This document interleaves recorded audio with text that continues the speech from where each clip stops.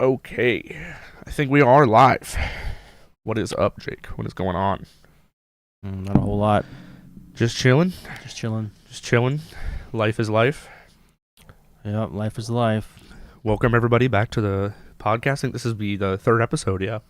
The third, yeah, it would be the third, yeah. Third episode. Third and final. Just kidding. Third and final, yep. Show is over. We're never doing this again.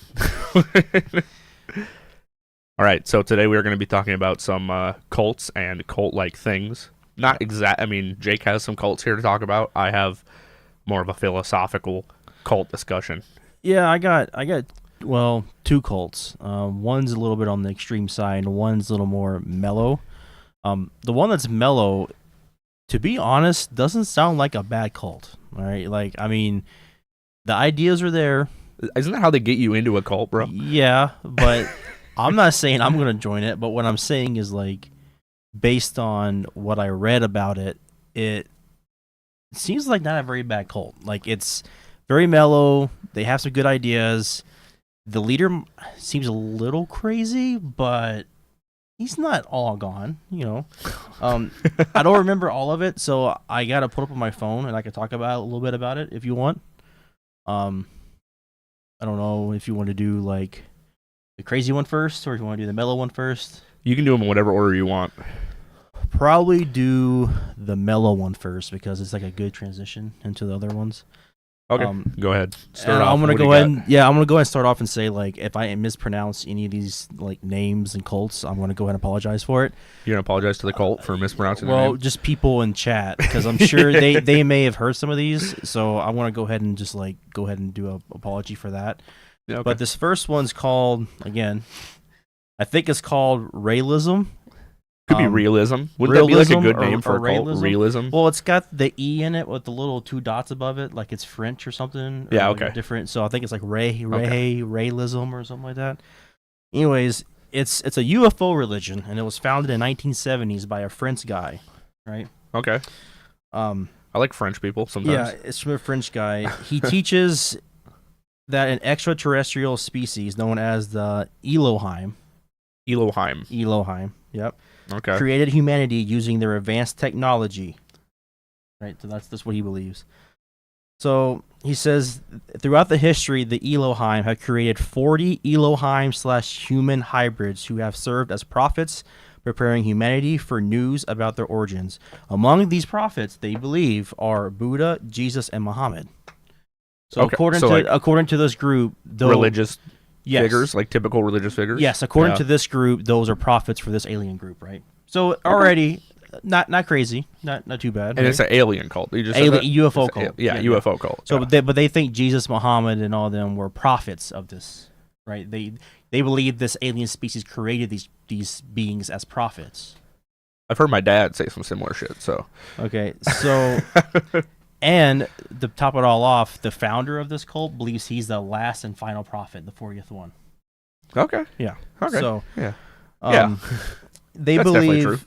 So the realists believe that ever since the atomic bombing of Hiroshima in 1945, humanity has entered an age of apocalypse in which it threatens itself with nuclear annihilation. Realism holds that humanity must find a way to harness new scientific and technological development for peaceful purposes, that when this has been achieved, the Elohim will return to Earth. Okay. Right? So again, it's not so bad. Why does this almost sound like Scientology? We're walking the line, next to Scientology, which is also a cult. So let me just skip through this because there's a lot. He wrote a book in 1974 called "The Book That Tells the Truth," but I'm not gonna get too much into that. Come on, Cat. So I'm just gonna go to. Let's go to their beliefs. All right, we'll just do that. Okay. What do they believe, brother? So they believe that there exists an extraterrestrial species known as Elohim. Discussed that. Elohim is also used for God in the Old Testament. It's actually a plural term which translates as he translates, the founder of this religion. He translates as those who came from the sky. Rahel calls individual members of the Elohim Eloha. He claims that the Elohim gave him the honorific name Rahel, a term deriving from Israel, which he translates as the messenger of those who come from the sky.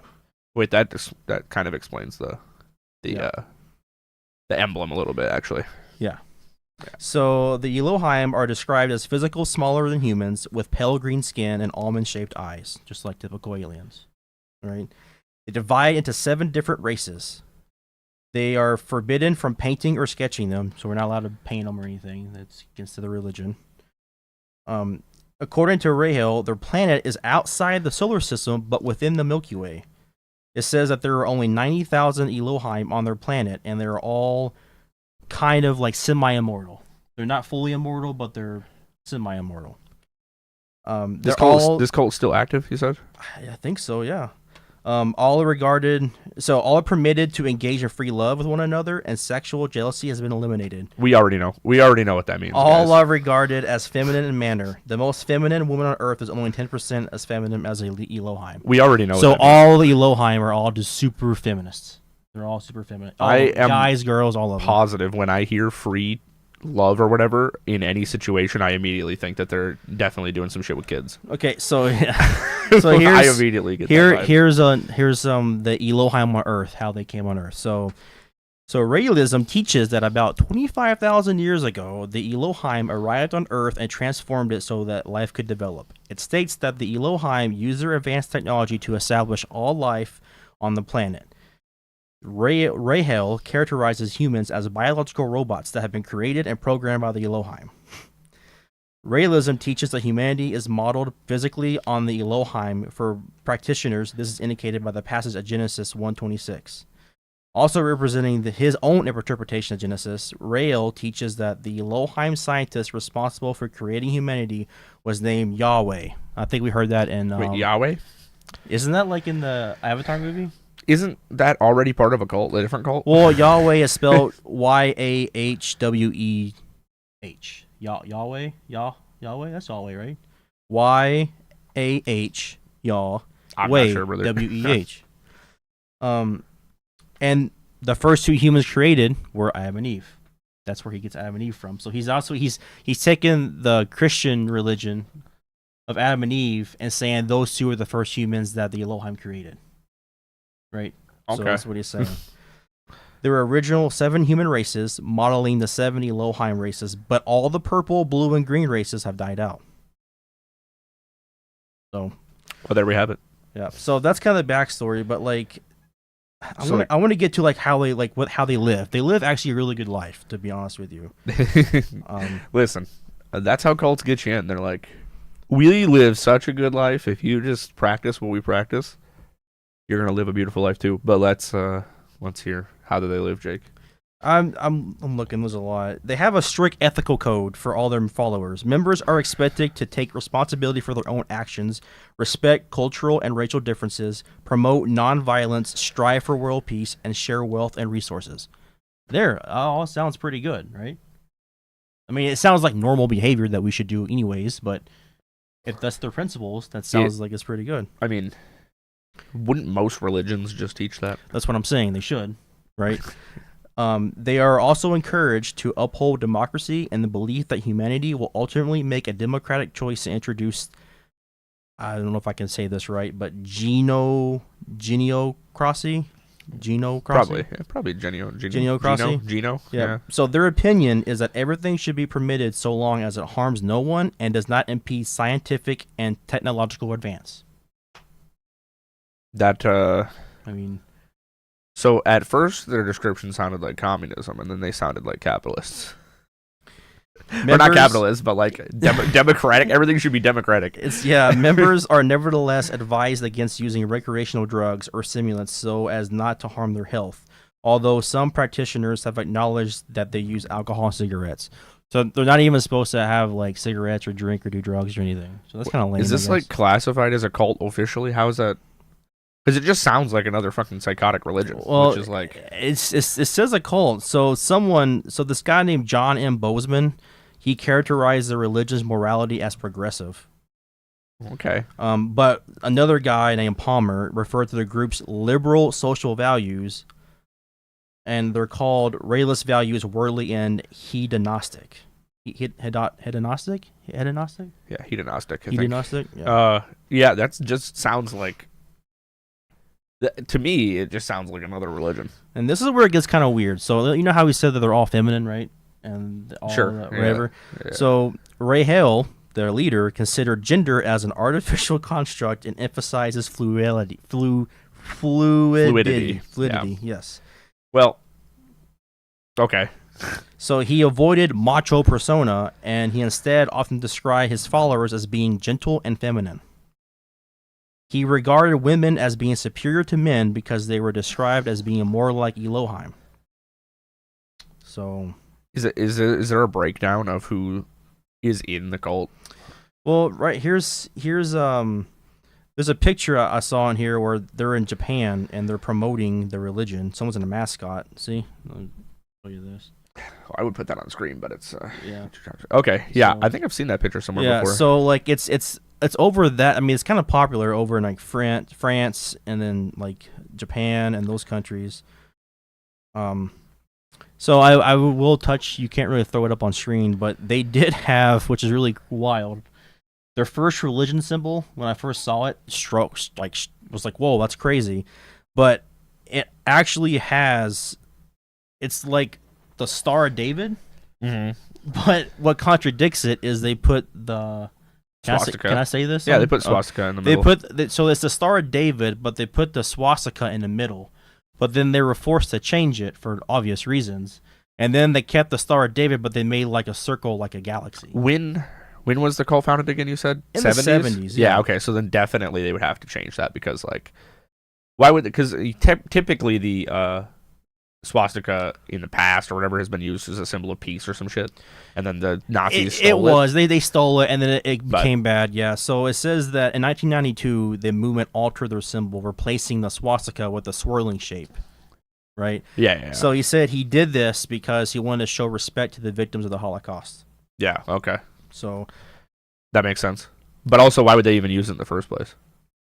It's like, unless they were trying to use the peaceful version, it doesn't really make sense in modern time. You can't get away with that, really.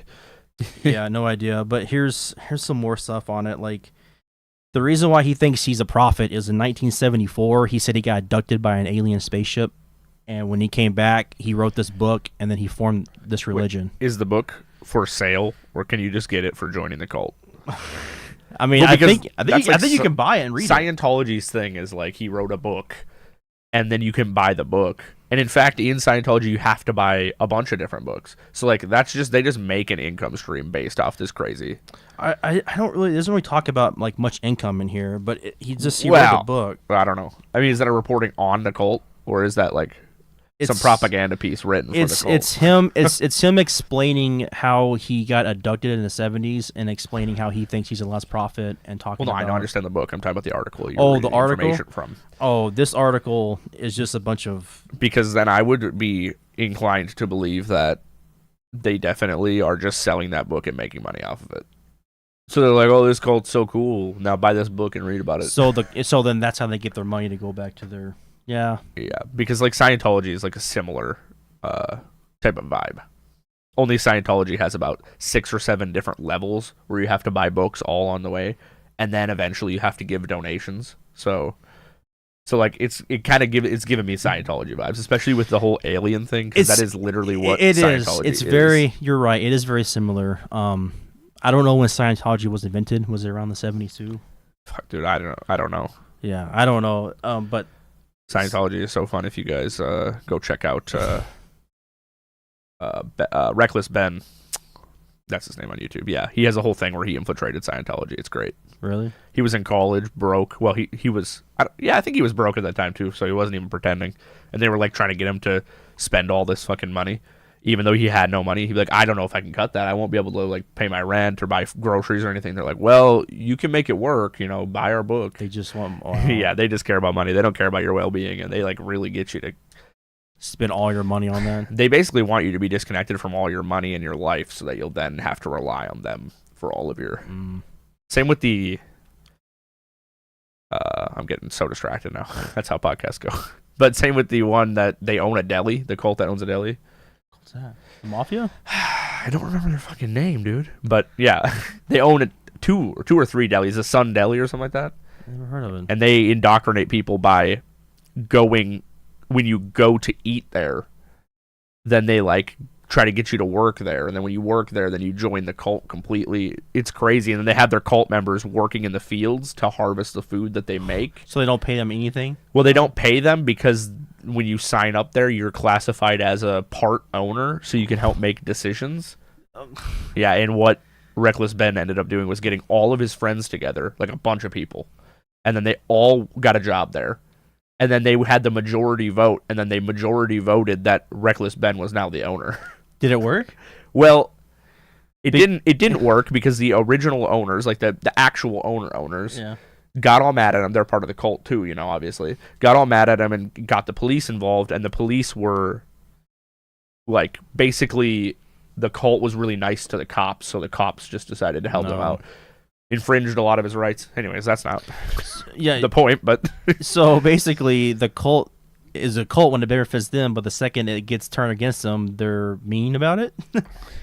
Well, I mean, because they weren't necessarily nice to begin with. Yeah, like they abuse children. Like, yeah, no, that's not nice at all. But they're using like labor law. Like they're just basically just getting free labor. And technically above board what they were doing, because if you're a part owner, you can go without pay. So they did get around it in that way. Yeah, so I'm saying. So they just did it to where they'd have to pay their. So all the money they made in the store, they pocketed, because if they're farming the farmlands for resources, but if they're working for them for free, then they're not paying no labor costs. I mean, they're paying like shipping costs and probably some other things like that. To be fair, these people were in it, I think, not for the money. I'm pretty sure, because they would take all the profit from the restaurant, and first of all, when you're in the cult, you're not allowed to have a life outside of it. So you have to live on their grounds. You have to farm in their farm places. They have to feed you.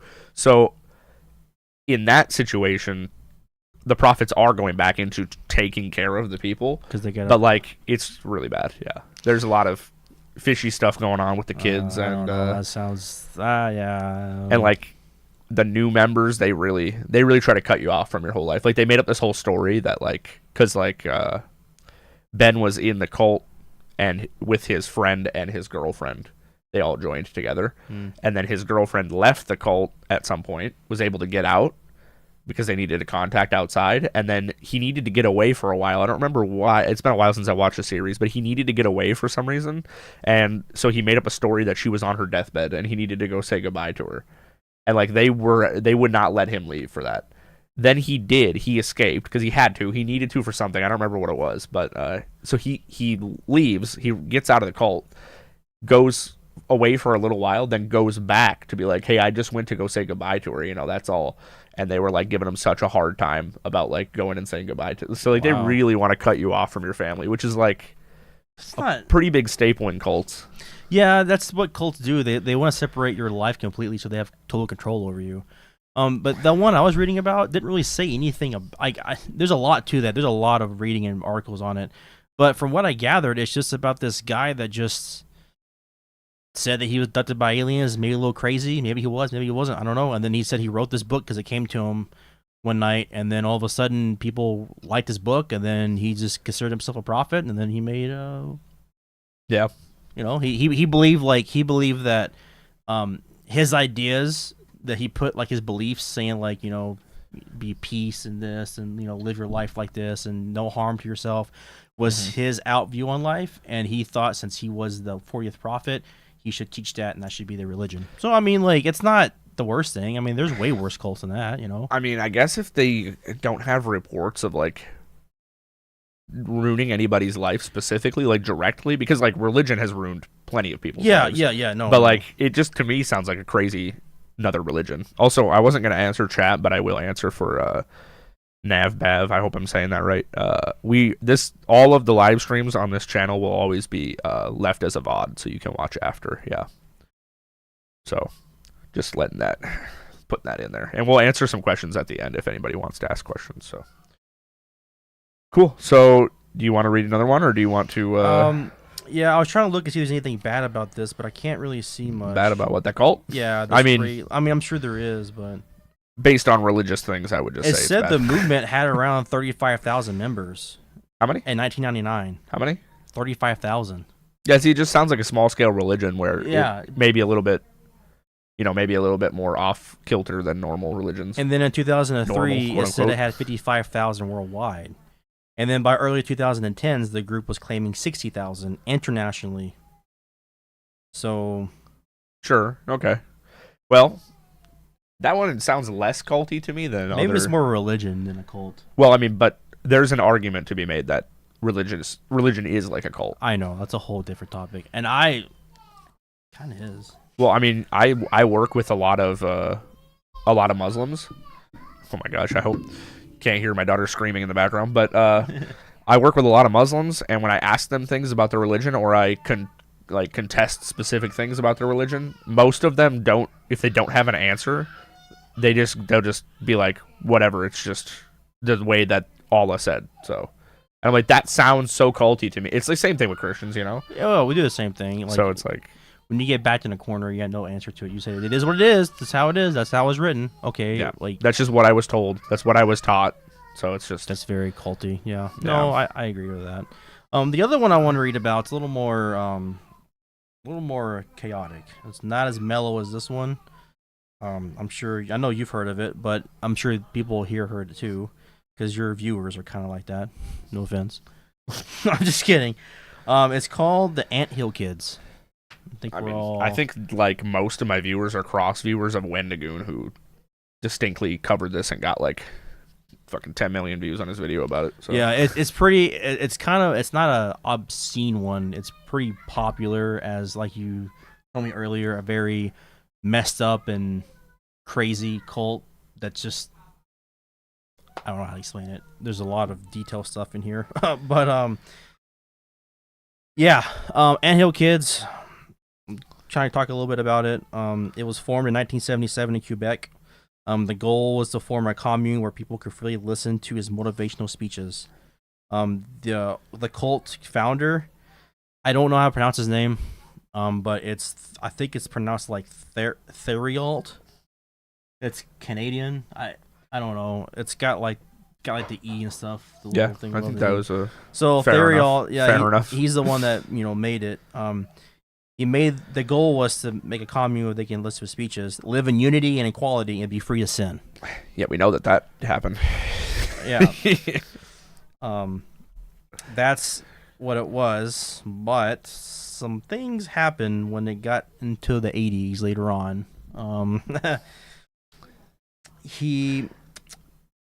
Some good foreshadowing Following the there. cult formation, Theriault began to move away from being a motivational leader as his drinking problem worsened, exerting an increasingly totalitarian control over the lives of his followers and becoming irrational in his beliefs. Do you ever think, I'm just going to pause there, do you ever think that a cult starts out not as a cult? You ever think that maybe the guy had good intentions and then was like, as it went on, then he became corrupt I think and like drunk with power? I think cults start out as clubs.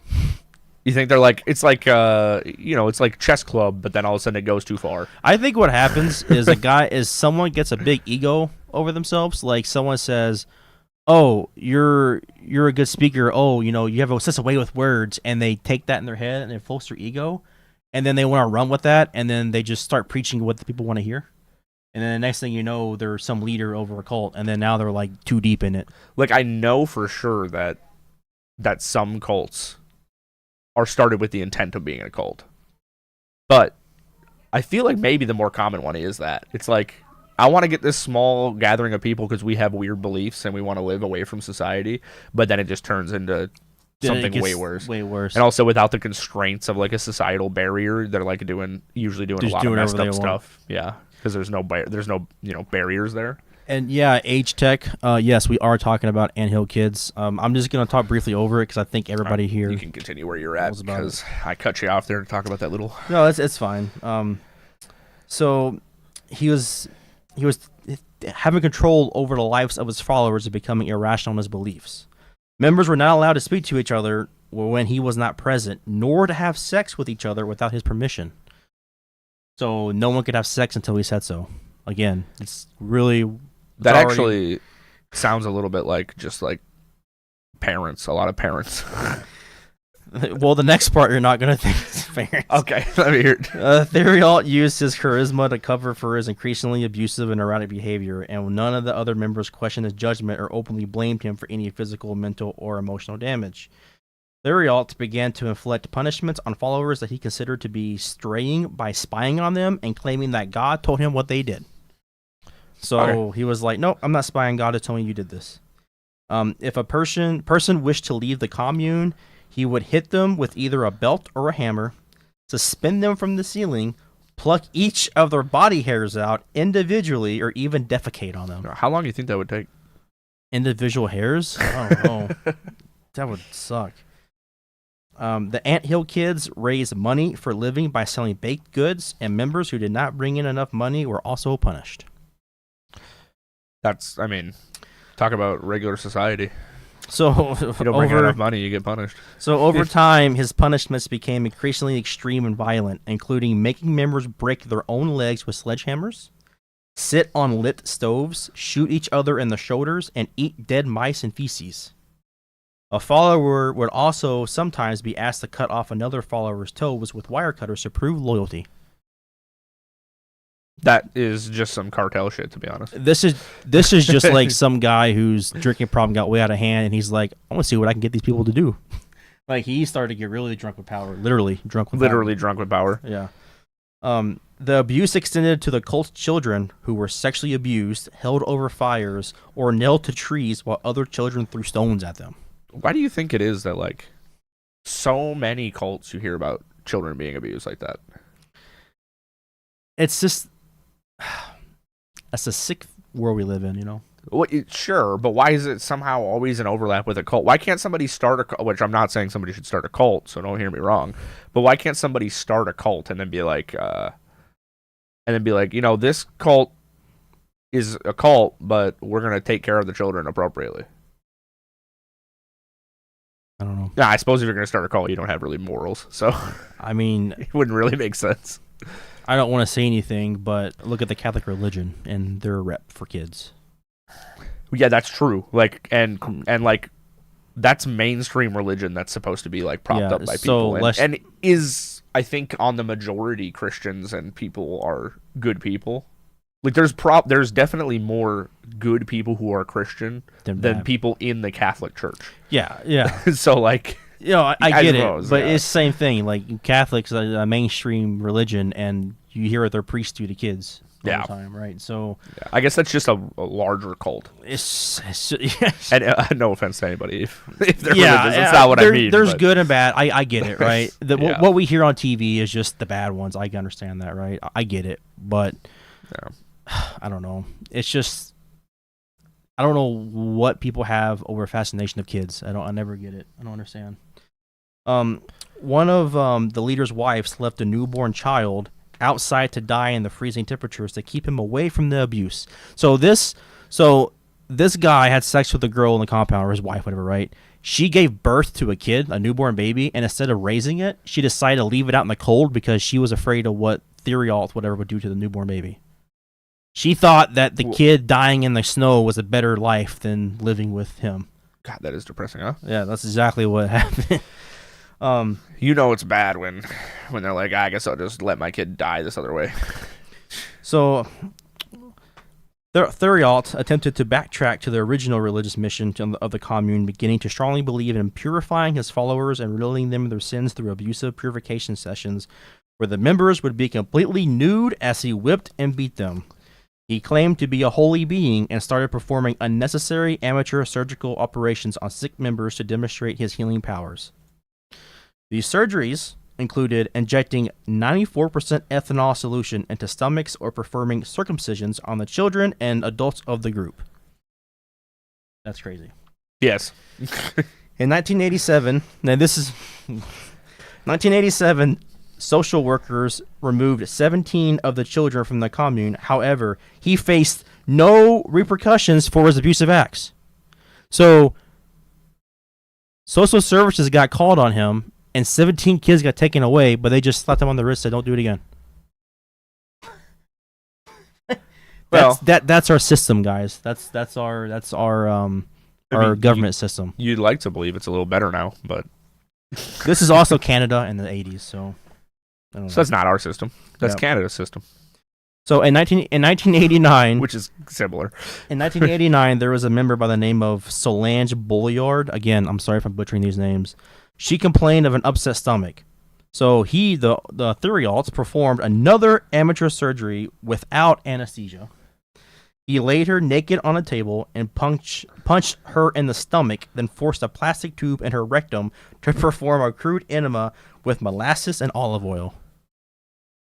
I personally I don't like anesthesia, so I'm on board. He cut open her abdomen with a knife and ripped out part of her intestines with his bare hands. Just take that out of there. Don't need that. You have 30 feet here. You don't need that. Is this all on videotape somewhere? Oh, I don't know about that. I don't. After that, he made another member named Gabriella stitch her up using needle and thread. He had the other women shove a tube down her throat and blow through it. Now, you're not going to believe this when I tell you this, but Bolliard died the next day. Huh. She died from damage inflicted by the procedures. How did that happen? You would ever, no idea. How did that happen? I don't know. So now this is where it gets crazy. It's already a little bit Claiming crazy, to have the power of resurrection. Okay. Theriault had his followers saw off the cap of her skull, and he ejaculated onto her brain, thinking that would bring her back to life. I mean, he's just a disturbed person at this point. Like, So when Bolliard did not return to life, her corpse was buried a short distance from the Anthill Kids commune. Now, that takes tribute to a whole nother level. yeah. Now, later on, it says here he gets arrested. He gets convicted for heinous crimes, obviously. For obvious reasons. Yep. Yeah. He gets sent to jail, and in 2009, let's see, he ended up dying at some point. He's supposed to be in jail for life, right? Obviously. Did he start a cult in jail? I don't know, but it says here in February 26, 2011, he died at age 63. His death is believed to be the result of an altercation with a cellmate, Matthew Gerald MacDonald, a 60-year-old convicted murderer. Yeah, I couldn't imagine that such a stable man would have an altercation. So what happened? What happened is this McDonald guy stabbed him in the neck with a makeshift shiv. That killed him. So that's probably one of the most disturbing cults out there. There's hundreds, if not thousands, of cults out there. There's just so many of them. I don't remember all of it, but I just read one. Here's just a little recap. I know one in West Virginia that was found in like the 50s and 60s. I don't know if it's still around today or not, but it's like a Baptist church, but they have a fascination with snakes. Mm-hmm. So like the preacher would have like rattlesnakes up on stage all wrapped around his arm, and he would preach about it, and he would say that like the stronger you are with the faith of God, the more resilient you are to snake's venom, that you won't die. And he tried proving it, and I think you heard this kind of recently, but this is back in the 70s. He got bit by a rattlesnake, and he never sought medical attention. He thought he could survive, and he died right there within like an hour because of the poison from the venom. Yeah. But he claimed that as long as your faith is strong with God, he will save you from the venom of the snakes. If he would have stayed alive, that guy would have had a psychotic following. Yeah. So that's one, and that was just like Christianity, just spicy, you know, just spicy Christianity. Like they talked about they just had a preacher. He talked about God, and he had a Bible. It was like a normal church, but he just had snakes on his arms and around his neck and everything. Huh. Yeah, that was weird. I'm not sure if they're a cult. I don't want to call them a cult at this exact second, but on my channel eventually I will be covering this. It's a YouTube channel. Okay. If you guys can find it, I don't know how big. It's not big. It has like very small amount of subscribers, but they're getting a lot of views. But Paracosis, I believe, is how you pronounce their channel title, and that's like a religious term. But so it's essentially, if you watch it, and I haven't dug deep enough into it yet, I will be making a video. When you watch it, it's like a sermon almost, but it's just one guy, and he looks crazy. He looks really crazy. And then like the way that they record the videos seems like an analog horror. Oh, okay. So it's kind of got some overlap there. So I'm thinking, that I'm gonna do a video on that and look into it more. But if you guys want to go check it out, it's kind of fun. I think it might be a cult. Oh, it's not. It's probably not. At very minimum, it's somebody doing really creepy aesthetics for religious, for a religious sermon. So just for views probably, or like for clout? Not probably, clout. Yeah, probably for entertainment. Just to kind of sit themselves. The reason that I can't get down with it being entertainment, it might actually just be some religious people that are really creepy. But like, why would they go through all the effort of applying the filters to make it look analog and everything? Like, that makes no sense to me, you know? So, but yeah. I am gonna be doing a video on that. The guy looks crazy. I don't know. I would show it, but I'm not going to, because I'm just gonna keep researching. I'm gonna keep following it in its natural state to see where it leads to, and maybe and before you make a video, yeah. So that was like the only cults that I kind of want to talk about. Say W if you make a video about it. W. I'm gonna make a video about it. I just said this. Oh. So. That was the kind of cults that kind of struck me with those two ones. Again, I have a fascination with cults. I don't know why. I just do. Like, you gonna join one? Well, no. I mean, if anything, I'll make one probably. How close have you ever came to joining a cult? I never really had that cross me yet. I'm trying to think. I almost joined the pyramid scheme once. Is that the same thing as a? Just kidding. Pyramid schemes are pretty close to cults. No, or like MLM schemes, almost. Okay, might as well be off topic. But have you heard about the ball python pyramid scheme? By the way, have you heard about that? No. So the point of the ball python scheme is you're supposed to get a friend, and you convince this friend to get 10 ball pythons, okay, and then you hope that the 10 ball pythons mate with each other, and you get the eggs, and then you sell the eggs to another friend and convince them that if these eggs hatch and you mate, you can sell the eggs for X amount of money and double your profit. So like you would pay like 10 grand for these snakes, okay? But then you would hope the snakes like mate, and then you would sell the live stream or the eggs for like 20 grand. So you would earn 30 grand, and you'd bro. That is like that reminds me of like the whole thing where you have a penny and then you try to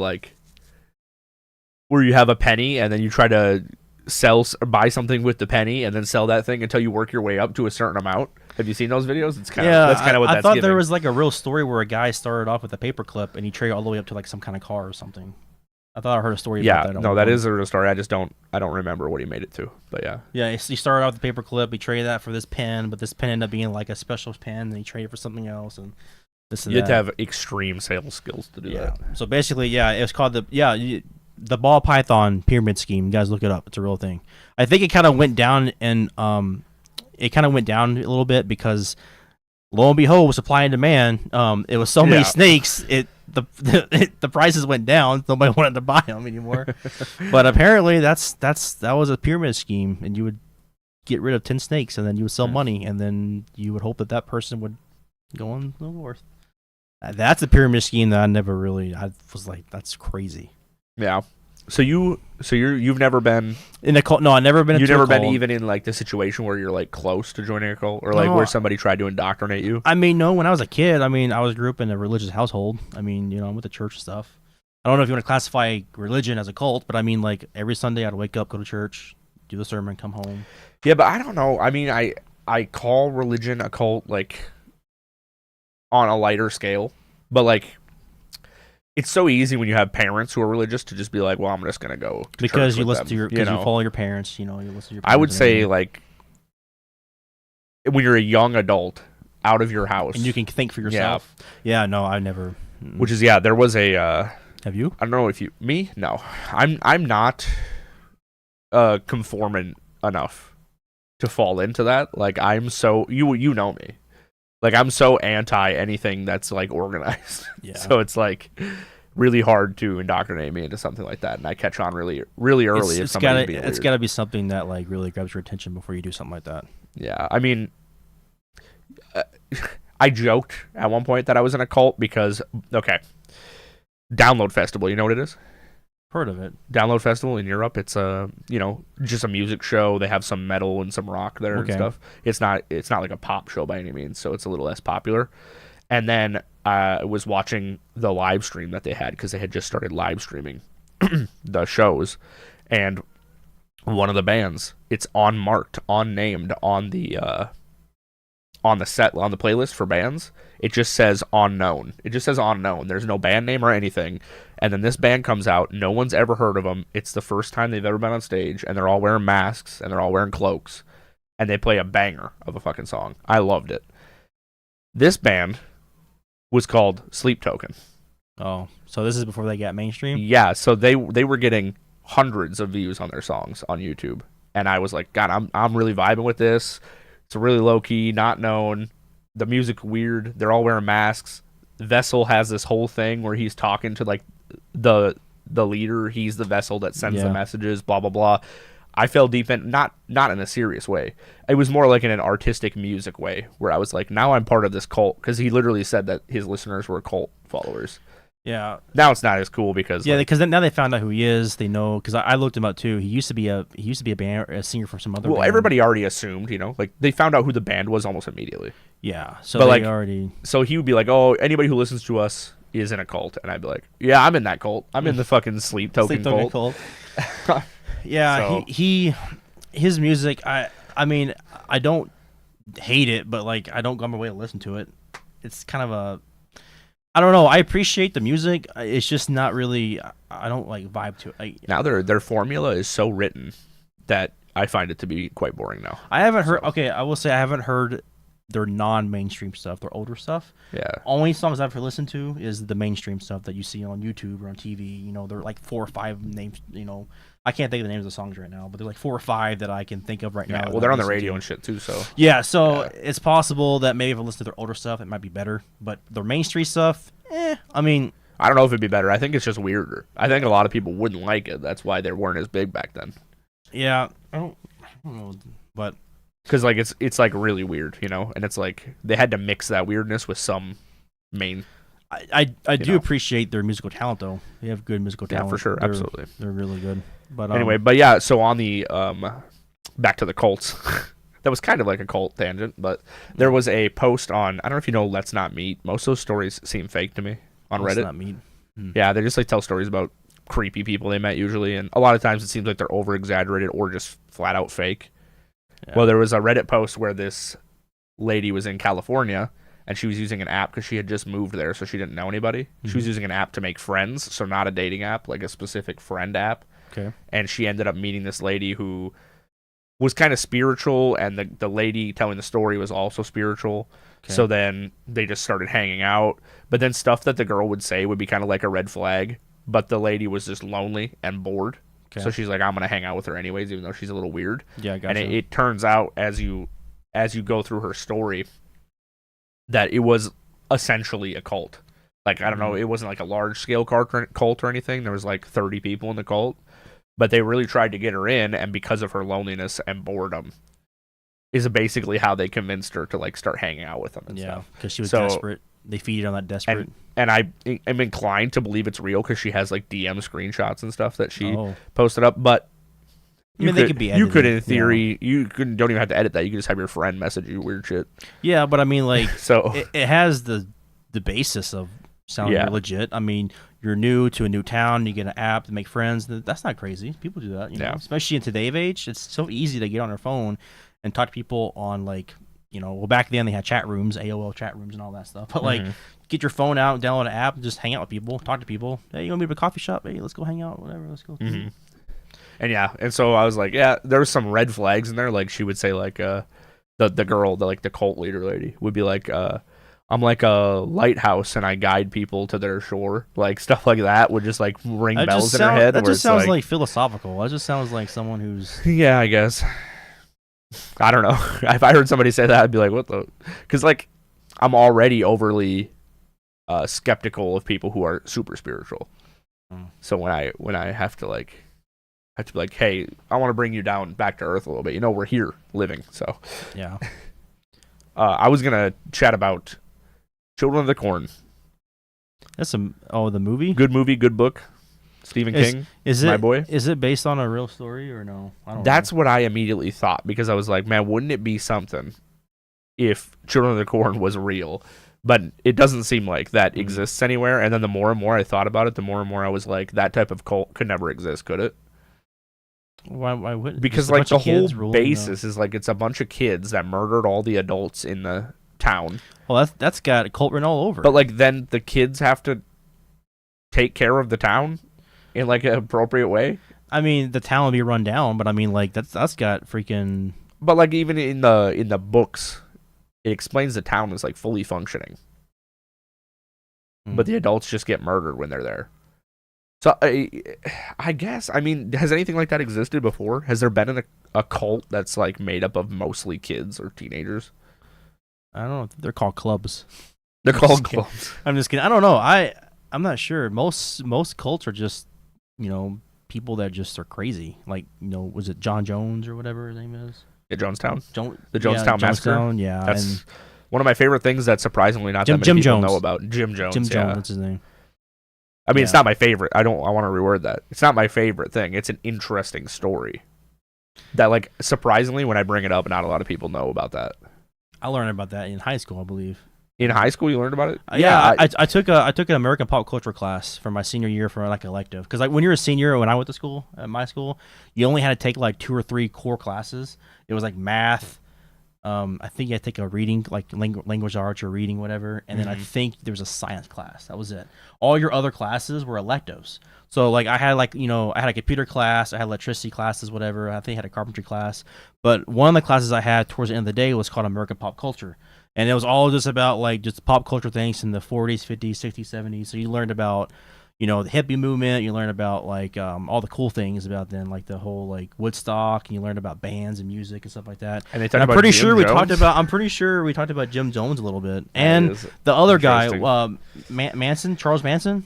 Yeah, Charles Manson. He's way more popular, I think. Yeah, but Jim Jones is the one that had him fly to that Peru, right, South America, and then drink all the Kool-Aid to die. Yeah, he made everybody in Jonestown drink the Kool-Aid, and the kids who didn't want to would be injected with a syringe. Yeah, because Jim Jones knew he was getting to the point to where he's going to get caught.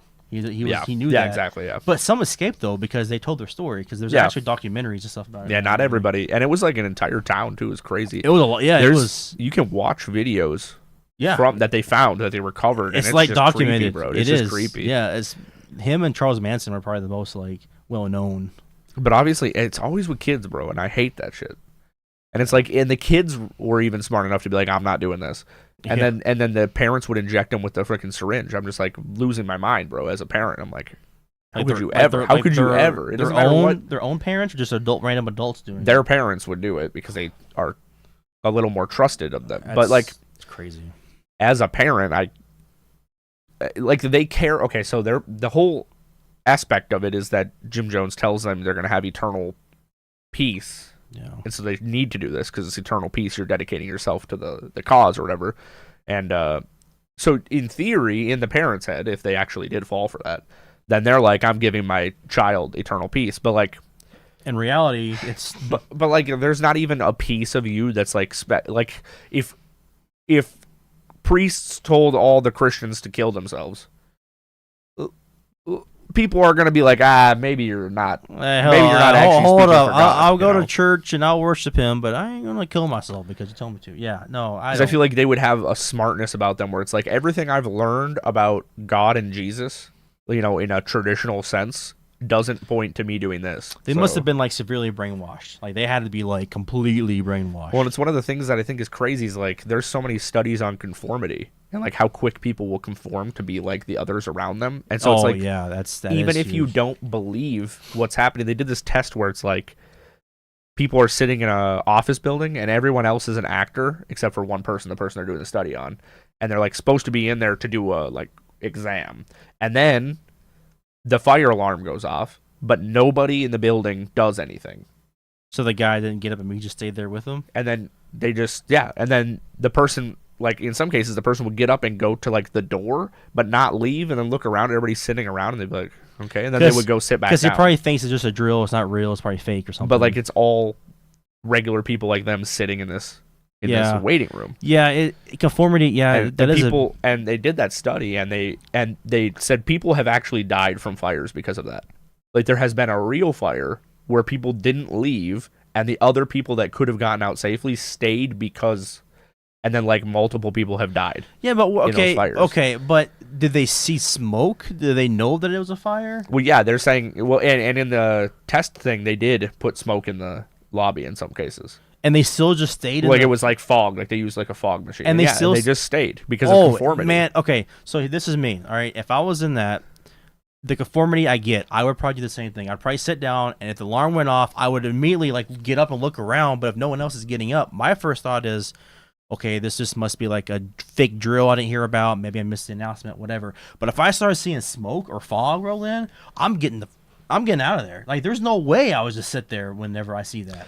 There's I mean, I'm not in that position, but my common sense would kick in, and I'd be like, alarm off, smoke bad, I'm out of here. Like, right? Yeah.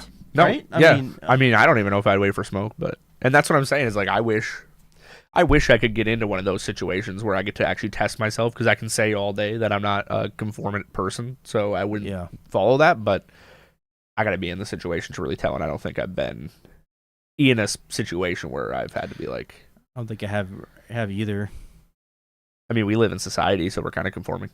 Yeah, conform society. Although I'm fucking weird, so I don't conform that often. That Yeah, I don't know. That whole fog. Yeah, if I would have seen, oh yeah, I'm out the fucking door. And when you see something like that, it's like, this is how a cult is created. But it is. I think the masterminds behind cults, they read humans. They're really good at manipulating people, and they use that conformity as a huge tool in their arsenal, and then they just keep everybody brainwashed, keep them all the same. Yeah, and in the case of like Anthill Kids, there's like a level where it started as like conformity and like brainwashing, and then there's a level towards the end where it's more like fear. Yeah, because you see what happens to the other members. Yeah, then you can't. Then you don't want to leave. Yeah, but terrible, right? It's crazy. Yeah. Okay, well, we only have 3 concurrent viewers right now, but if anybody's got questions or comments they would like to make, we will read the chat now. But with 3 concurrent viewers, I'm not sure that anybody is going to. And the viewers are weird because, like, I guess it depends on the time of day that we're doing the podcast at, because they're always going to be live, so it's just going to come down to when we have time. So, well, they're not always going to be live, so if we pre-record a video, I'm going to air it as a live stream, but we won't be live. Yeah, it won't be live. But, like, right now, we're live right now. And, yeah, I guess it depends on the time of day, because we had significant more last time, and that was at, like, 1 p.m., so. Yeah, and on a Sunday. Yeah, but... we're in the middle of the week right now. Yeah, but 6:30 is kind of prime time. Well, 8 o'clock actually be prime time, actually. 8 o'clock. That's a lot of my views on my videos come in around, like... 1 in the morning, so people are getting the creepy videos before they go to bed. A lot of people are literally just watching them in bed. So, no. And yeah, the podcast isn't as creepy, but they might still listen to it while they go to bed. It's because it's people talking. It's because your voice is so soothing. Okay, well, if nobody has anything, speak now or forever hold your peace, because we're gonna get out of here. Yep. We're going to pop on out of here. And if you missed the whole thing, go rewind. Watch from the beginning. Yeah. All right. See you guys later.